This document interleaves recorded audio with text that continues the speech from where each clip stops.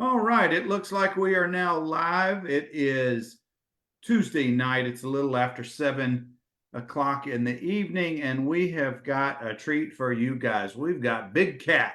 We got David Cathey out of Old Antioch High School. How are you doing tonight, Big Cat? It's so good to see you, bud.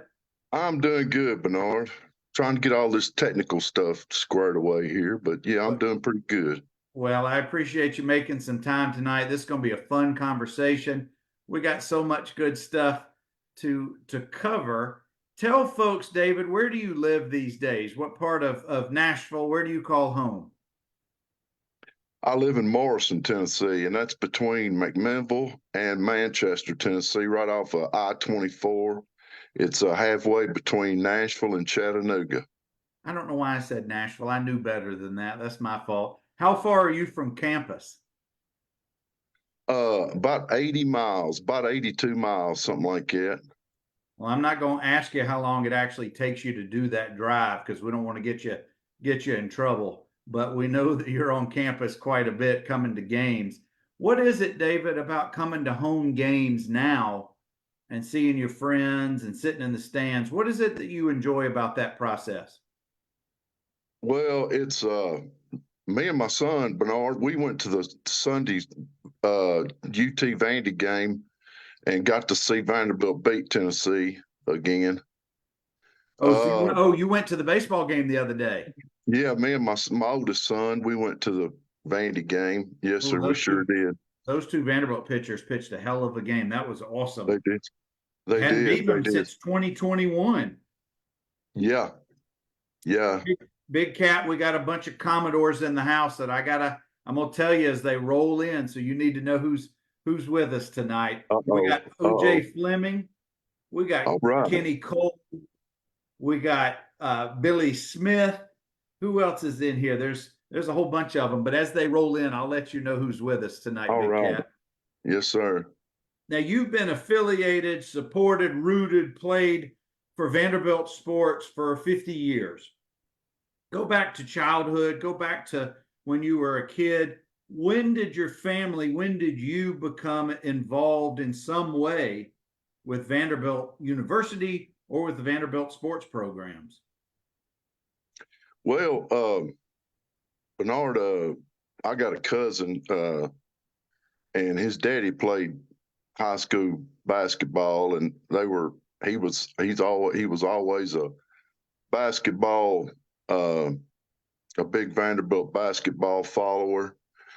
And he had a twin brother that was killed in World War II, a twin brother. And but I'd always known that all my life. And he started going to games back in '65 when the gymnasium first started. So he graduated from electrical engineering there at Vanderbilt, and he worked full time and went to school full time. And his wife retired from Vanderbilt. She worked at the Kennedy Center, I think. She worked with autistic kids, and they actually do have their son is named Will and Macmillan, and he's autistic, and but he works for the district attorney's office. He downloads police personal cameras and stuff for the district attorney's office.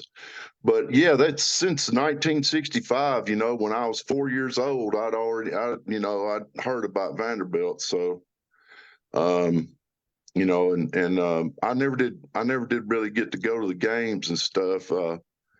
But I had a friend that went, and so there was always rivals, Tennessee, Vanderbilt, and that's how I got into Vanderbilt. So, Well, Kat, I got Mark Matlock is with us tonight. Wanted to let you know that he's there with us, and Jimmy Arnold just signed on as well. So oh, Jim, we got a whole oh, bunch of Jim, teammates out there for you tonight, Big Cat.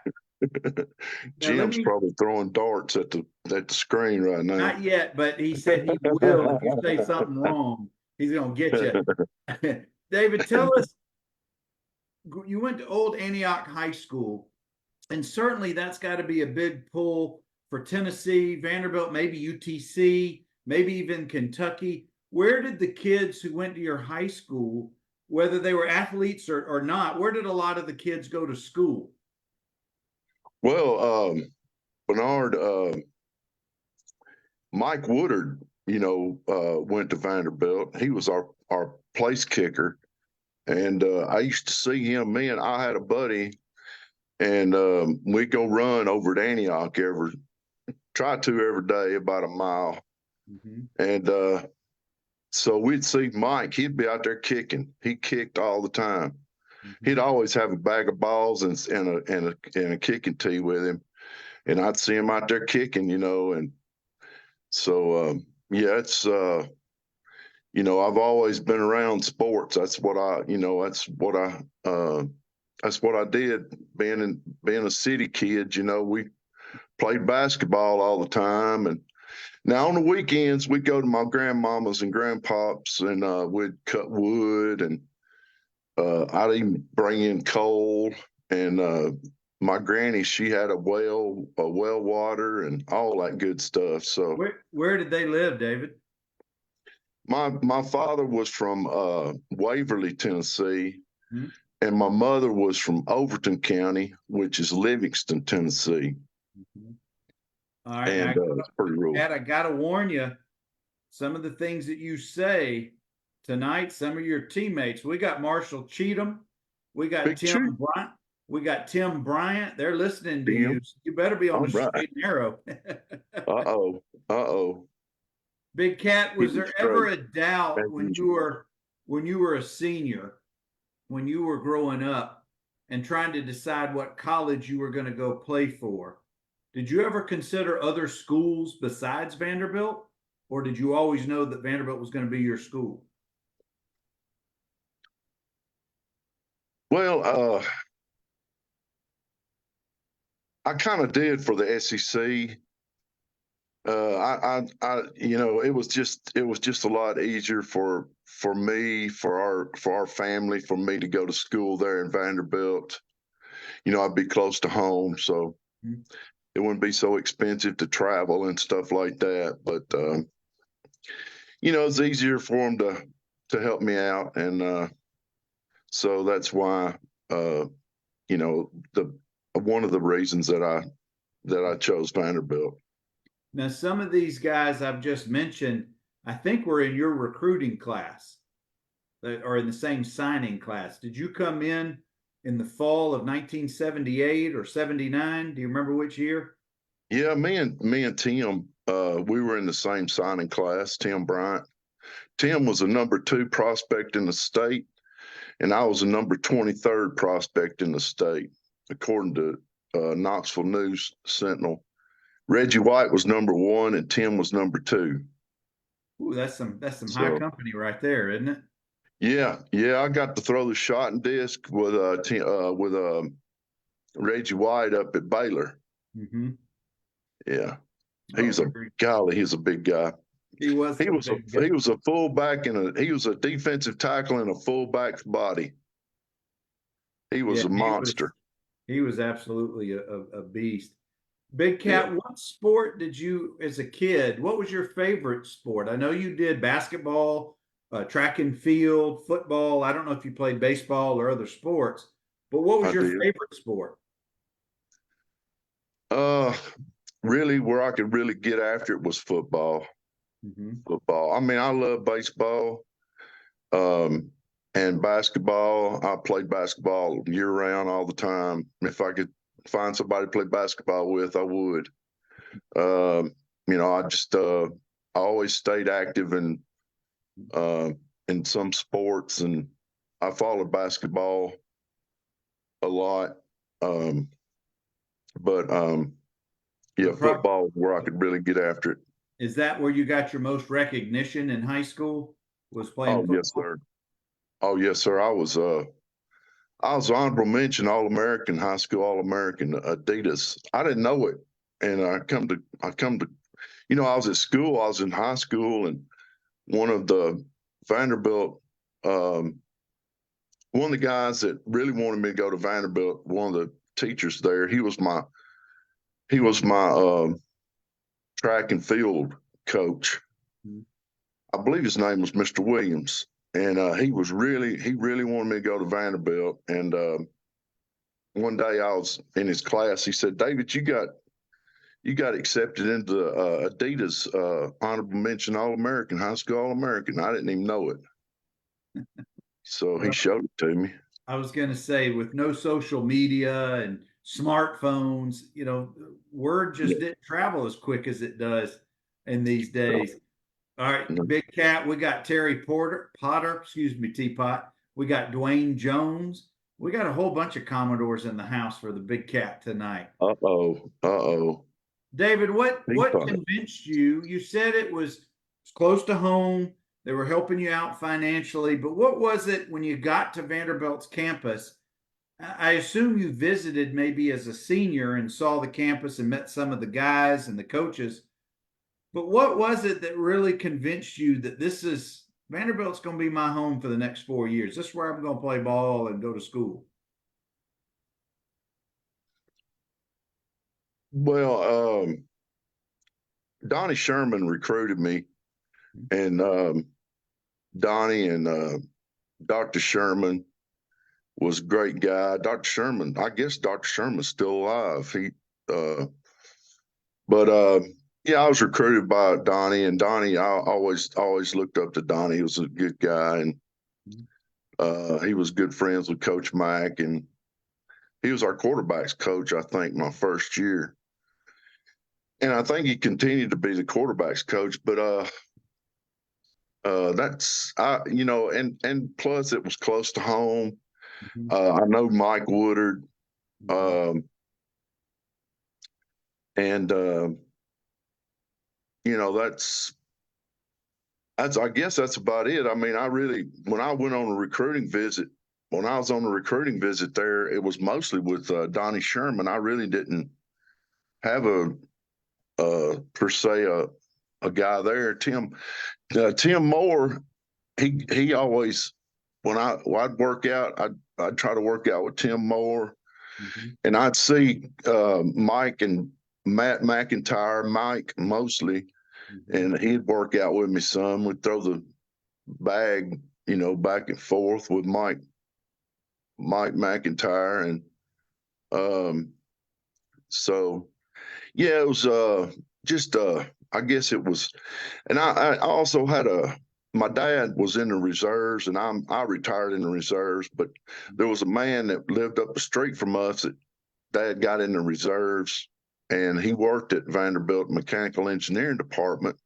Mhm. and so he needed some help my freshman year, and I went out there and worked with him the whole summer and got to work out with Doc and stuff like that, and so, but yeah, it was just the convenience of it. It was just a lot less expensive to go to school Sure. there.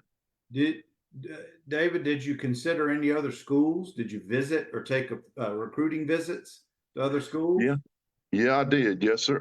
Went to Ole Miss, Mhm. and Steve Sloan, David Lee. Mhm. They both come to the house, and they really wanted me to come to school there. Steve Sloan recruited Dennis Harrison out of Riverdale, Mhm. and wrote some books, and he really wanted me to come to Ole Miss, and Ole Miss was a big school. I mean, it was the athletic had its own athletic dorm. They had like 70 something walk-ons, and I actually went up there for the visit, and I was just tall and skinny back then. I didn't really I wasn't I was playing basketball too. So one of the guys says, "You are you here for are you a quarterback?" I said, "No, I'm not a quarterback." But that that may have been the only time you were ever confused for a quarterback, huh? yeah, nobody thinks I'm a quarterback now, but back then I was tall and skinny, and I had my I could run. I could really run. I could get down the field. I could, and it seemed like I had you know, I guess I had aggression speed. I don't know. I wanted to get to him so bad, I guess. Well, Big Cat, let's talk about Doc Crease. Talk about his influence and what kind of impact he had on you while you were on campus. Uh, Doc was a great guy. He always stayed after you, you know. He wanted you to be the best you could be. I mean, every day he wanted that top notch lift, you know, and um he showed me a lot of stuff too, you know, and introduced me to vitamins and stuff like that that really helped me out a lot. And we had that chocolate milk stuff. I didn't like it too much. My dad loved that stuff though. Was it like a But protein shake or a yeah, to help put on a little weight? yeah, a protein shake because I was skinny. I mean, Well, I was 6'7", but Rod Gurley says he'd never seen you skinny. He don't remember a time when you were skinny like a quarterback on campus. yeah, I'd gained some weight when I got there, so I'd been working out pretty good. I'd gained some weight, and you know they were after me to gain some weight. So How yeah, much did you weigh? How much did you weigh when you got to campus? Do you remember? I weighed about two. I probably weighed about 252, Mm-hmm. 255, something like that. And then what did you get up to? What was your top weight while you were playing? I was around 300. Mm-hmm. And on a 6'7" frame, I'm sure it didn't look like it either. No, I mean, I had a thin waist actually, compared Well, to now anyway. I was going to say that was probably showed some of that athleticism that you had, being able to run. Because if Yeah. you'd been just a real big guy, not have definition, you probably couldn't have done that. Guys, I've got David Cathey, Big Cat, who came in, played for us late 70s, early 80s. And we're talking a little bit about Doc Crease. I want to talk about your development on the field. What positions did Coach Mack having you play? And share a little bit about the development as an athlete competing on the field. Well, I played a little bit of everything on scout team, but yeah, I played defensive tackle. I played offensive tackle. Played guard some. Um, but that was my nose guard and defensive tackle, and guard and tackle was my positions pretty much. They they had me working at. I started at offensive guard during spring game, and Ernie Gooseby, he's like, "Cat, where we going this time?" You know, he was following me in the holes a lot. So, Well, but yeah, it was guard and tackle. well, So did you have to were Dennis Harrison and Rod Gurley and those guys still playing for us, or had they graduated or moved on by the time you got there? seemed like Rod was a junior when I was a freshman. Mm-hmm. He was a I junior bet you when. guys had some battles. Oh yeah, oh yes, oh yeah, and they all tried to tear my head off. Everyone, the coach would make me do something to him or something. He'd be looking at me behind their backs, and want me to do something to them, catch them off guard and stuff. And that's what I'd do. And they didn't like it too much, and I really didn't blame them. But yeah, it was part of it. Did you find the adjustment coming out of high school, football wise and social wise and academic wise? Did you transition pretty easily, or did you have a tough time that freshman year? Do you remember? It was, go ahead, Bernard. I'm sorry. All I was going to say is, do you remember that time, that transition, leaving home and trying to find your mark as a freshman? Yeah, it was tough. Because I'm 6'7". I weigh, 245. in high school, and um, I was a man amongst boys, really, and I could run really well. A lot of times, like my uncle come to games, he'd say, "Why don't they give the ball to David? He can outrun all of them." But yeah, it was tough. I mean, I just started playing football when I was a freshman in high school, or freshman in junior high school. Back when I was in high school, it was junior high school. Mm-hmm. So, you know, um, I really didn't know that much about. I was not that. I was not technically proficient. Let's put it that way. In football, I was and I never was until I started coaching my own sons in football, and I started coaching kids in Franklin, Brentwood area, Grassland, and had a team. And a friend of mine, West Point MBA graduate, uh, he he wanted me to coach, and so I did. And that's when I was working with the sheriff's office, and we got kids that they didn't even know how to line up. And I was athletic enough when I was a freshman that I could watch somebody else line up and I could line up like them, but Mm-hmm. these kids, they didn't know, none of them know how to line up. So you had to go from where to put your feet, where to put your hands, where to put, um, hands to the ground and toes in the air, get on the balls of your feet and fire off the football and all that stuff. I never did think about none of that when I was a kid. But I mean, when I was um, uh, when I was During playing, because it was I just did it natural. I just watched everybody else do it, and so that's what I done. But I was going to say, David, that's part of your athleticism, and that's probably what the coaches saw that made them want you to be on the Vanderbilt program or be on the line. During your years on the line, were there particular teammates that you tried to pattern after, or did you watch guys in the pros, or maybe even a coach was an influence that helped you really kind of master your craft at line? Was there a player or a coach that was a big influence? um,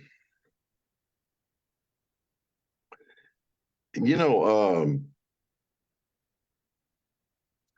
me and Hammond, I always liked watching Hammond play. He was always Me and him was kind of we was close to the same athleticism type deal, and him was quicker than I was. He's a little quicker than I was, Mm-hmm. but as far as running out route, out down and out running, we was about the same speed. We'd like on Fridays, before the games. I didn't start off dressing, but towards the end of the year, I got to dress a few times for the home games, and I got made the away team actually, and I got in against Tennessee. I sure did. Mm-hmm. But but on Fridays we would line up and do whatever we wanted to do. Sometimes towards the end of the practice, Mm-hmm. coach would have us doing whatever we wanted to do, and we'd line up at tailback, and we'd have somebody flip the ball to us, and me and Hammond, we'd try to run tailback and stuff, and but yeah, it was fun. That was a fun part. So I'm just trying to envision you and Ken at running back. yeah. I assumed that this was not tackle part of practice. This was just No, running through some drills. yeah, it's just Friday. Yes, sir, just Friday. Yeah. Guys, I've got David Cathey with us tonight. We're just running through some of his time at Vanderbilt. David, was there particular, do you have anything that you really enjoyed about playing for Vanderbilt? Was there, I don't know, practices, maybe the guys in the locker room, just the camaraderie? What was it that gave you the most joy about playing football at Vanderbilt? I guess it was a camaraderie. It was being with the guys, and you know, they'd schedule um, labs for us on Monday nights. I believe it was Monday or Tuesday nights. I believe it's Monday nights.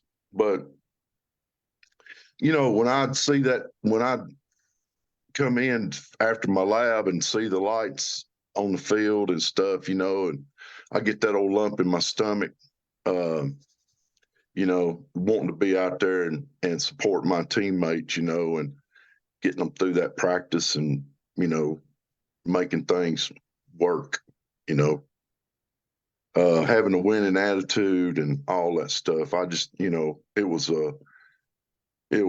really enjoyed all that part. I sure did. From an academic standpoint, David, did you continue in the engineering or did you find another course of study? No, actually, I was in health and physical education. But I worked like I said, I worked for a mechanical engineering department. But no, I went into corrections and I got into Army Reserves and I retired from Army Reserves. And I also worked for the railroad. And I got a Bachelor of Arts in sociology, and I started buying up some old junky old houses in Nashville and stuff and fixing them up and renting them. And that's kind of how I made me a little, made, instead of bread and bread and butter, I put a little honey on my bread. So that's about it. Well, let me ask you, you mentioned the camaraderie. In the last 5 years that I've met you and gotten to know you a little bit and seen you at the games, it seems like just about everybody you played with comes up and gives you a big hug and says hello. In fact, I know that you and Hammond have traveled the world together. And I want to ask you, David, about friendships and teammates and what that's meant to you for all these years. I know you've stayed in touch with a lot of them, or they've stayed in touch with you, and you see them at the ball games and other things. But what are the teammates? What has that meant, the friendships meant to you? Well, it's like me and Ken, we always get together. It's it's tough. It's a tough job. It's a tough living. And not everybody gets to enjoy that toughness like we did. So it's a real, when you talk to people, it's like, you've been away from each other, but yet it seems like it was just yesterday. Mm-hmm. So you know,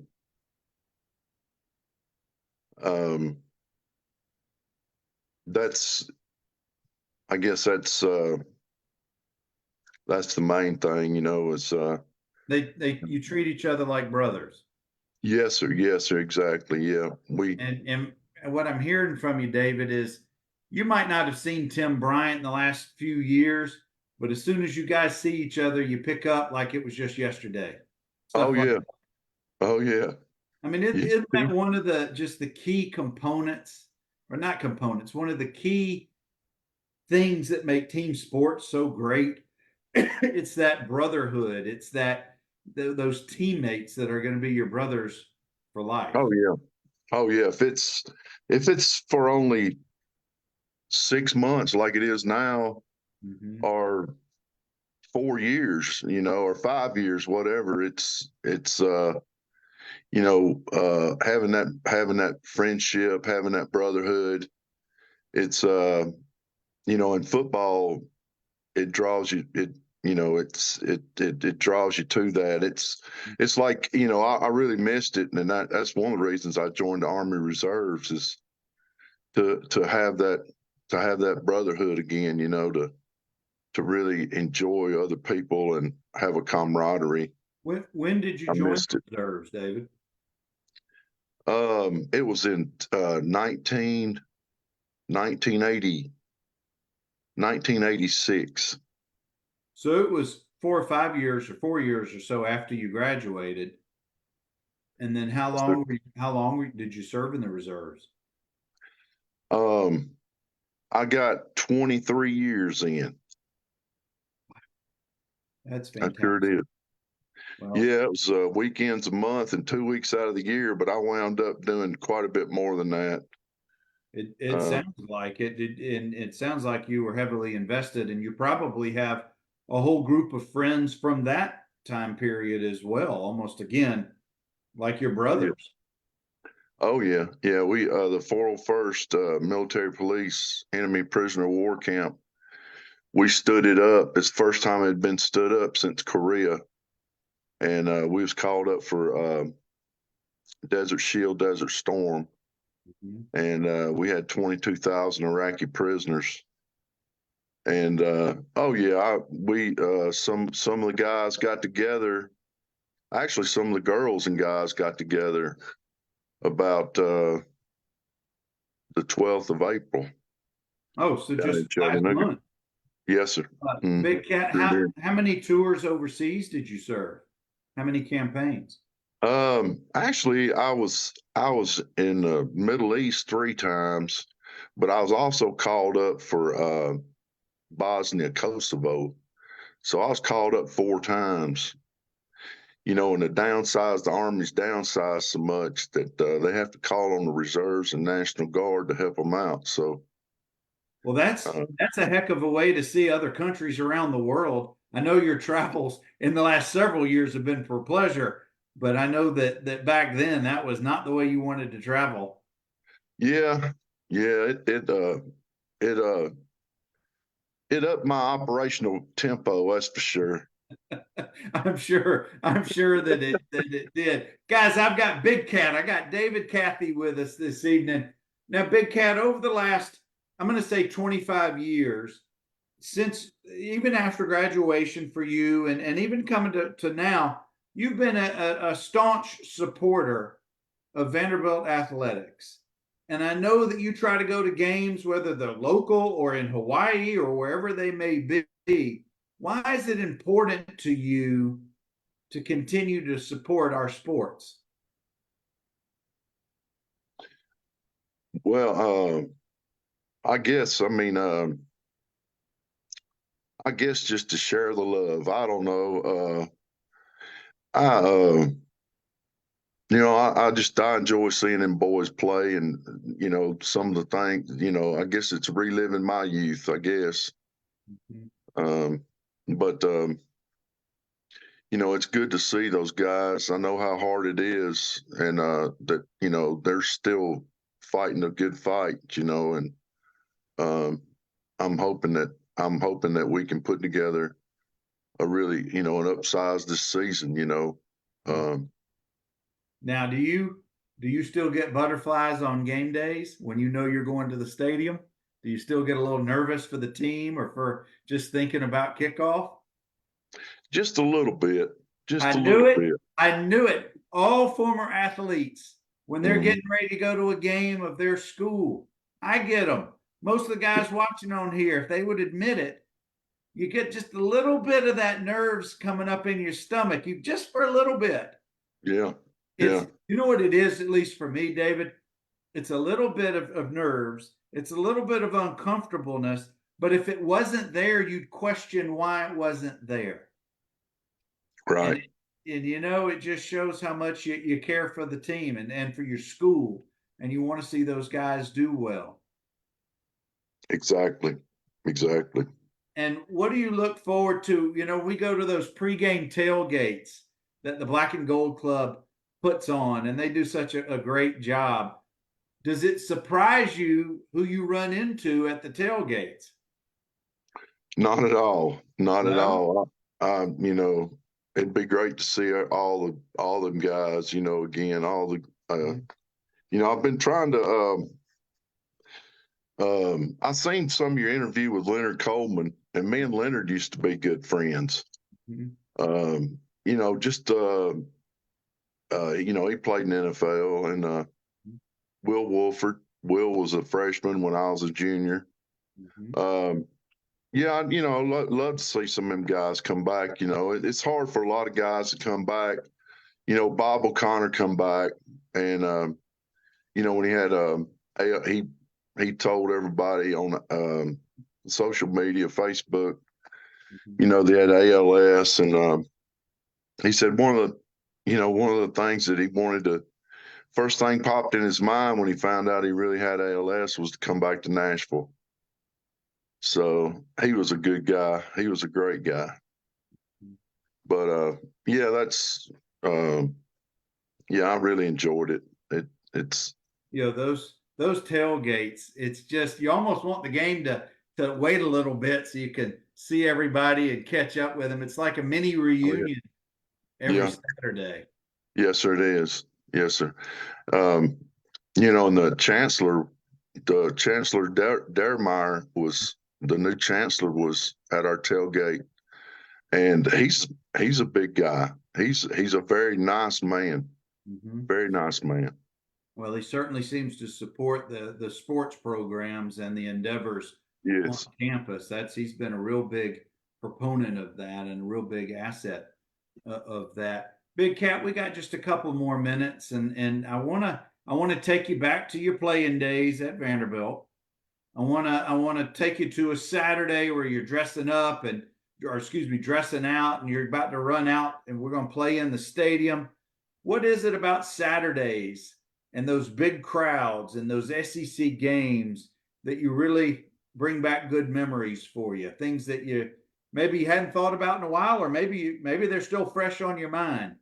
But lining up against the Bulldogs or the Orange or the Gators, what is it about those games? Well, you know,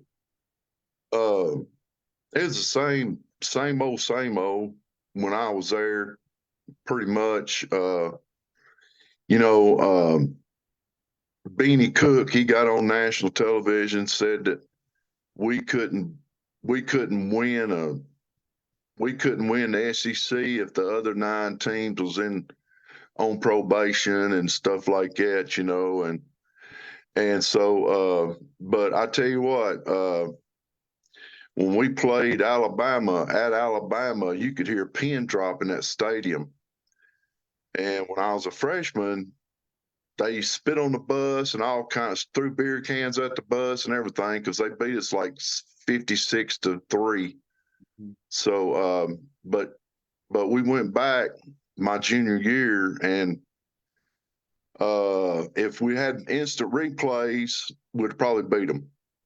So, and it was the same way at Tennessee. Instant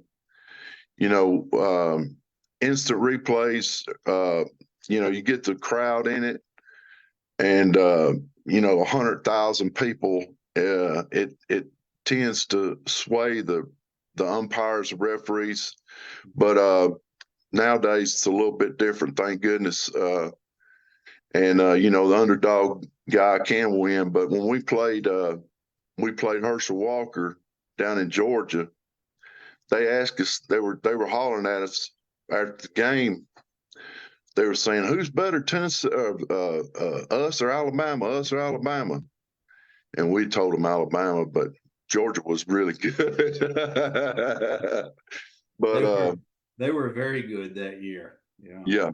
We got beat by North Carolina at North Carolina. And I told somebody the other day that I think that was the start of having a technical supervisor go to each of the games because of the North Carolina game. Watson Brown got so upset because the headsets didn't work. So he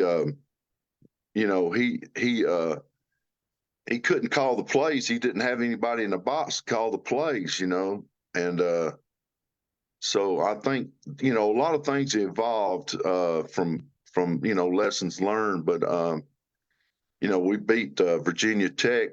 We could have beat anybody that day. We beat Virginia Tech in '82.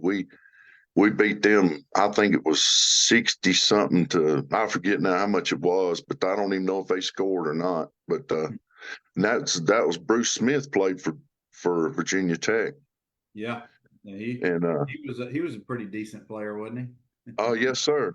Yeah, he's pretty good. Pretty Well, good. as we're getting close toward the end, let's talk about that bowl game in '82. How exciting was it leading up to the bowl game against Air Force? It was, we beat Tennessee at home, beat them in the rain. They had Reggie White. They were stacked. And Joe Staley caught an interception at linebacker. And, we had a great game. We had a great game. And Whit Taylor, Norman Jordan, uh, just to mention a few, Willie Twyford. We had a great '82, Hall of Fame bowl game team, and we surprised a lot of people that year, a lot of people. But yeah, it was. We spent a week at the hotel down in Birmingham, and Billy Smith was with us, and kept us out of trouble. Because every night we'd go to a different venue. They had us lined up for a different venue, and they'd let towards the end of it, they'd let some of the people off the street in there to the venue, and they would have their little attitude things.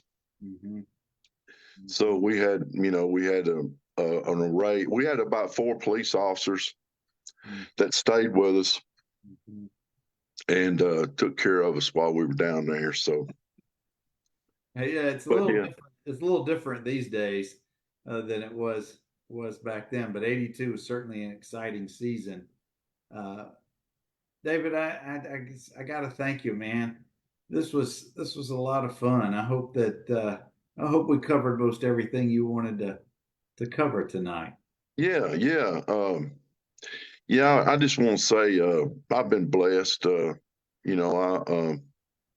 got three children, and my oldest has got a master's degree. My youngest son's got a bachelor of arts. I mean, a bachelor of science in um, um, criminal justice. My youngest she's got a master's degree in education from UT Knoxville. And my oldest son, he just graduated from Lipscomb with a master's degree in education. Wow. So yeah, I don't know what I got it from their mom, I guess, because although I did have to go, they knew, school was not over with for me because I had to keep going to Army schools to progress. So even in the reserves, they still send you to schools to progress. So they grew up like that, and plus my ex-wife, she was a school teacher, and so Well, I don't even want to ask how you allowed your daughter to go to UT. I don't. We'll have to save that for another conversation. But I know you're fairly yeah, I know it. I know it. well. David, Big Cat, Cathey is with us tonight. Big Cat, thank you so much, bud. I've enjoyed our Yes, friendship sir. the last several years, and I really have enjoyed having you on the show tonight. So thank you for sharing a little bit of your story. Yeah, Bernard, appreciate you. Appreciate you. And I Yes, look sir. forward to seeing you this summer or maybe this fall at some of the home games Oh coming. yeah. Oh yeah. Yes, sir. Guys, this is why we're telling the oral history of the Vanderbilt football program. It's folks like Big Cat. They've got great stories to share. They really made impacts on our program, and they continue to do so by supporting the current varsity sports programs. Big Cat was just in Nashville this past weekend for the Vanderbilt Tennessee baseball game on Sunday, a big win by Vanderbilt. So please keep coming back on Tuesday nights. I hope you guys are well out there. We got a bunch more lined up coming up. Always. Hook. Hook anchored down.